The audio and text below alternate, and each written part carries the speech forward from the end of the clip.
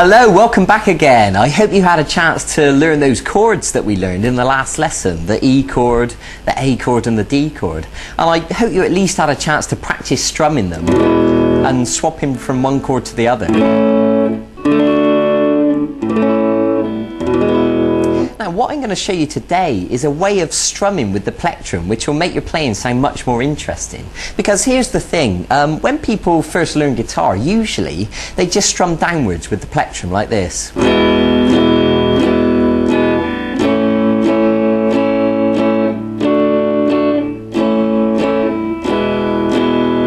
And that's okay, but after a while you'll find that that starts to sound quite boring. So what I want to do is give you a more interesting strumming pattern that will make it sound a lot more alive. And also I'm going to show you a new chord today. It's the G chord.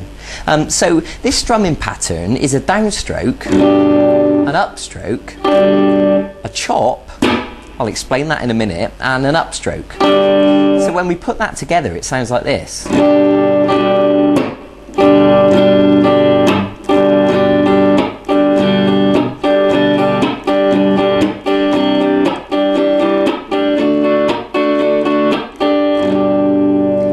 And you can see that it gives it a more interesting sound because the chop is quite percussive. To me it sounds a little bit like a drum kit when the drummer hits the snare, and especially if you're the sort of person that might be busking on your own or playing acoustic guitar, then it's really going to be useful for you to get used to this strumming pattern and it will make your playing sound much better.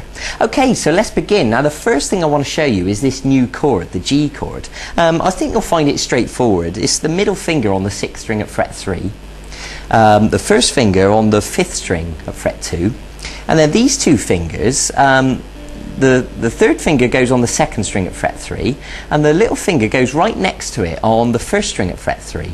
So if you just want to look at that chord diagram next to me just to clarify what those notes are, and you're going to use the plectrum to strum all the strings. Now you should know by now, if you remember me telling you in the last lesson, that you should be arching these fingers up and there should be plenty of space underneath, and you should be holding down with lots of pressure, and the back of the finger shouldn't be accidentally touching the string behind it, so that when you strum all the notes it should sound like this. Nice and clean and clear. So if you need to practice that for a second, by all means pause the video and just make sure you got that right. So this strumming pattern, so we're going to strum downwards and then upwards, and then we're going to do this chop. Right, so let me explain that now. Now what the chop is we're going to use the palm of our hand to touch all the strings like this. And what happens is our hand comes, the palm touches all the strings, and then the plectrum follows through, but because we're touching the strings all the notes are muted like that. Now you shouldn't be able to hear any notes at all. If you can hear anything like that, then you need to make sure you're holding down on those strings with more pressure, and they should be totally dead. So that'll take a little bit of practice, and eventually you can bring your hand down and chop all in one motion like that. Okay, so just to clarify, I'll tell you again, make sure that the palm of your hand is laying across all those strings and effectively, killing the notes. Okay, so what happens is you're going to practice it until you can do it like that, nice and smooth, all in one motion. Okay, so that's the chop, that's how it works. So when we put that into the strumming pattern, we're going to go down, up, chop, and then up again. So it'll sound like this.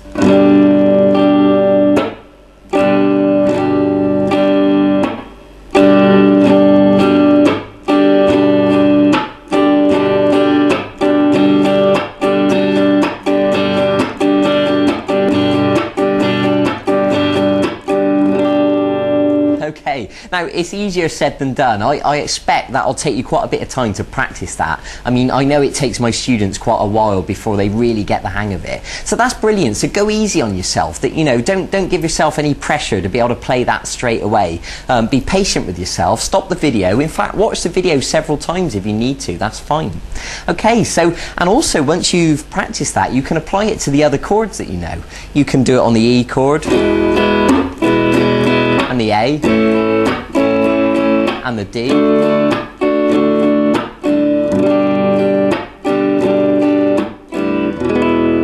And you're at a stage now that you can start experimenting with these chords, and you can begin to, you know, create your own sequences and start writing your own songs. And as you learn more and more chords, then you'll be able to write more and more interesting songs. Okay, so that's what I want you to do. I want you to practice the G chord as well as practicing the 3 other chords that we learned before. And I want you to practice that strumming pattern, the down, up, chop, up.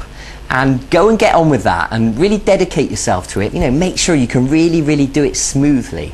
Okay, and I'll see you in a few days for the next segment of this e-course. We're going to learn something a little bit different. We're going to move away from chords and we're going to learn what's called the blues scale. And I'm going to begin to teach you how to improvise. So it's all going to get more exciting from here on in.